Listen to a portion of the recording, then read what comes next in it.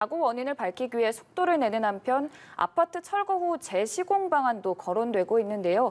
이 부분이 현실적으로 가능한지 이호영 변호사와 이어서 말씀 나눠보겠습니다. 어서 오시죠. 안녕하세요. 안녕하십니까. 그리고 또 시청자 여러분께 말씀을 드릴게 지금 현장에서 만약에 추가적으로 구조 관련된 소식이 들어오는 게 있으면 실시간으로 전해드리겠다는 말씀 드리겠습니다. 네, 일단 이 사고와 관련해서 경찰 수사가 진행 중이고 있지 않습니까? 그 진행 상황은 지금 어디까지 진척이 됐나요? 지금 경찰이 그 붕괴 사고의 원인 규명을 위해서 이제 본격적으로 수사에 착수를 했는데 지금 오늘 전해진 언론 보도에 따르면 붕괴 사고 관련된 그 하청업체 3곳에 대한 압수수색을 벌였다. 지금 이렇게 전해지고 있거든요. 그렇다라고 한다는 것은 수사의 진행 과정에서 수사의 자료 중에서 물증 확보에 나섰다. 이렇게 볼 수 있는 것이고요. 나아가서 이렇게 물증이 이제 확보되면 그 다음은 그 사건과 관련된 피의자 또는 참고인들에 대한 조사가 이루어질 것으로 보이고 이 과정에서 혹시라도 주요 참고인이나 피의자가 이제 도주할 수도 있지 않겠습니까? 그렇기 때문에 관련자에 대한 출국 금지, 인허가 자료에 대한 어떤 요청 이렇게까지 지금 수사가 진행되고 있다고 합니다. 그러면은 지금 찾고 있는 이번 압수수색을 통해 가지고 찾고 있는 물증이라는 거는 좀 어떤 걸 좀 예상할 수 있을까요?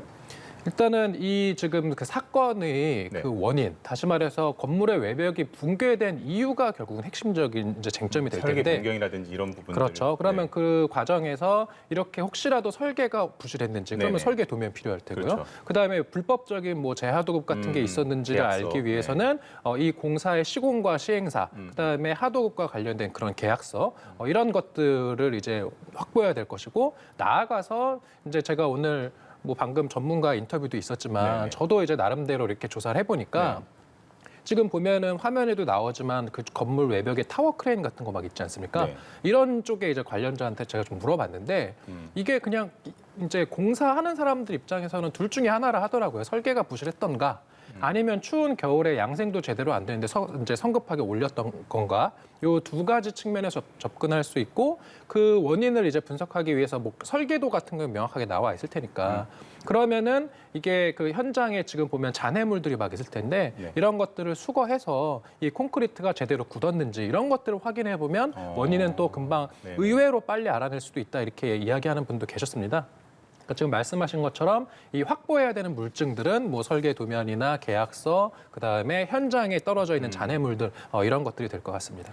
의외로 빨리라고 말씀하셨는데 그럼 사건 규명에 어느 정도 시간이 걸릴 것으로 전망하시나요?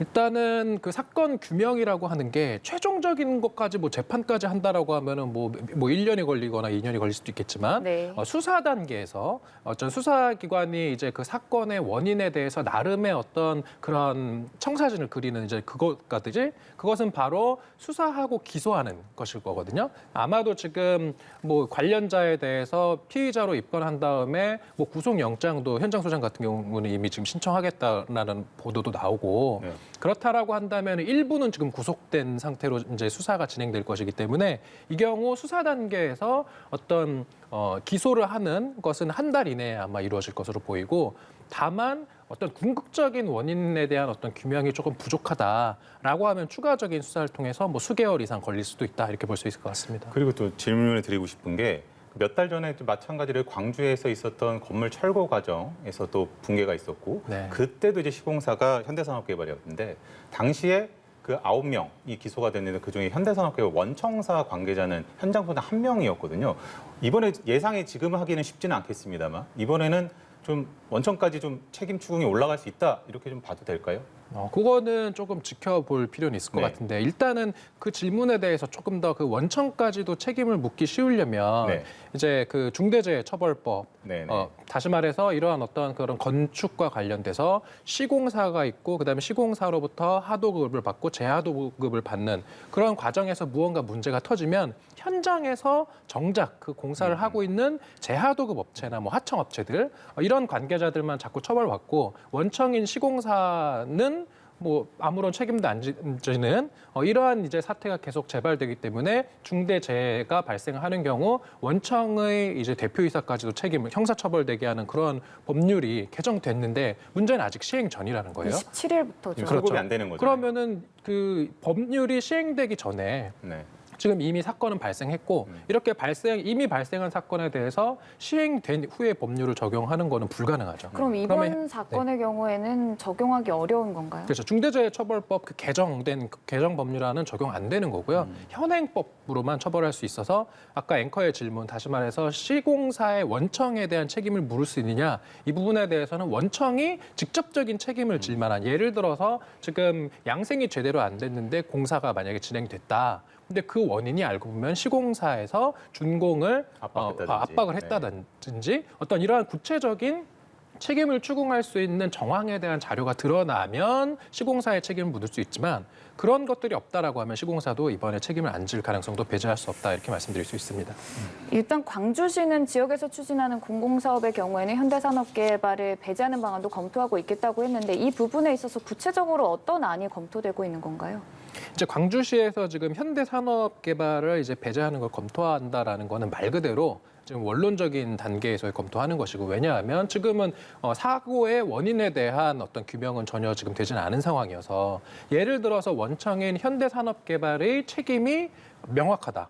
그다음에 무슨 설계상의 어떤 그런 부실이 드러났다. 이렇게 한다라고 하면 공공사업의 어떤 시공자 선정 과정에서 결격 사유라든지 그다음에 그러한 시공자 선정 과정에서 점수 배정에 있어서 아마도 감점을 받을 것이고 이러면 자연스럽게 공공개발에서 이제 배제가 될 수 있을 것이고요. 그게 아니라 아예 그냥 다 지금부터 다 배제하겠다 이렇게 결정하기는 현 단계에서는 조금 어렵지 않을까 생각됩니다. 이용섭 광주시장이 안정성이 확보되지 않으면 철거 후에 재시공하는 방안까지 검토하겠다라고 얘기도 했고 사실 입주를 앞둔 분들 같은 경우는 불안해서 저기서 어떻게 사느냐 이거 다시 허물고 다시 세우지 않으면 어떻게 들어가겠냐 불안해서.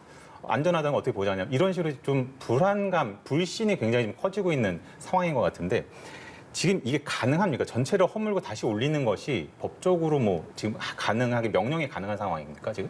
이게 이제 건축물의 어떤 시공 과정에서 네. 이런 부실 시공이 지금 뭐 이미 드러났기 때문에 네. 이제 아마도 정밀 안전 진단을 할 것이고 네. 그 정밀 안전 진단 결과 지금 허물어지지 않은 쪽도 안전을 장담할 수 없다라는 결과가 나오면 당연히 철거 명령할 수 있는 것이고요. 이렇게 되면 이제 남은 문제는 오히려 그런 분양 계약상에 그러니까요. 결국 입주 기간이 이제 지연되는 그런 문제는 발생할 수 있겠지만 어쨌든 뭐 행정청 입장에서는 철거 명령 얼마든지 할 수 있는 상황입니다. 그럼 만약 그러면- 그렇게 해서 늦어지는 경우에 이 입주를 좀 앞두고 계신 분들이 그럼 전세를 그 기간 동안 전세를 살던 기간을 연장하면서 또 비용이 추가로 발생한다든지 아니면은 나는 이거 무효화하겠다, 백지화하겠다, 나는 다른 데 다시 청약을 받겠다. 그럼 그게 원상복구되든가 청약권이 그런 좀 조치들을 할 수가 있나요? 지금 상황이? 지금 두 가지로 이제 나눌 수 있을 것 같은데 네. 첫 번째는 이렇게 공사가 지연되는 네. 그 지연된 손해에 대해서 분양자 이제 수분양자들이라고 하는데 네. 수분양자가 준공이 지연돼서 입주가 지연된 손해를 어떻게 배상받을지의 문제를 하나 질문하신 것 같고 네. 그다음에 또 하나는 이렇게 준공 내지 입주가 지연됨으로 인해서 어떤 이 수분양자가 다 지금 말씀하신 대로 미리 뭐 대출도 받아놓고 현재 살고 있는 집에 뭐 계약 기간 만료되면은 또 이사도 가야 되는 이런 어떤 계획이 틀어짐으로 인해서 이제 수분양자들 중에 일부는 나는 이 분양 계약대로 어차피 이 분양 계약상의 어떤 그런 입주가 안 된다라고 한다면 나는 계약을 해제하겠다. 이렇게 하는 분들도 계실 거예요. 네. 그러면 그거는 법적으로는 둘 다 가능합니다. 첫 번째는 이제 그 입주가 지연되는 것 같은 경우는 이제 보면은 지체 보상, 지체 상금이라고 해서 그런 어떤 준공 입주가 지연됨으로 인해서 발생한 손해를 이제 그 시공사나 또는 그 준공이 지연된 어떤 규칙 사유가 있는 뭐 감리 회사가 될 수도 있고 이런 회사들이 수분양자들에게 그 지체된 일수만큼 배상을 하는 그러한 어떤 그 지체 상금 청구 소송이 가능하고요. 또 하나는 이제 그 일부의 어떤 수분양자들은 나는 이거 계약 이대로 하면은 너무 손해가 커서 분양 계약 취소하겠다. 이렇게 해서 어떤 해제를 그 이제 시행사 쪽에 구하고 계약을 취소하는 어떤 그러한 방안도 가능한 것으로 보입니다. 알겠습니다. 현대산업개발에서 이렇게 지금 뭐 어쨌든 일반적으로 분양을 앞두고 입주를 앞두고 있던 분들의 피해 전혀 발생하지 않도록 철저하게 더 세심하게 챙겨야 하지 않을까 싶은 생각이 듭니다. 오늘 감사합니다.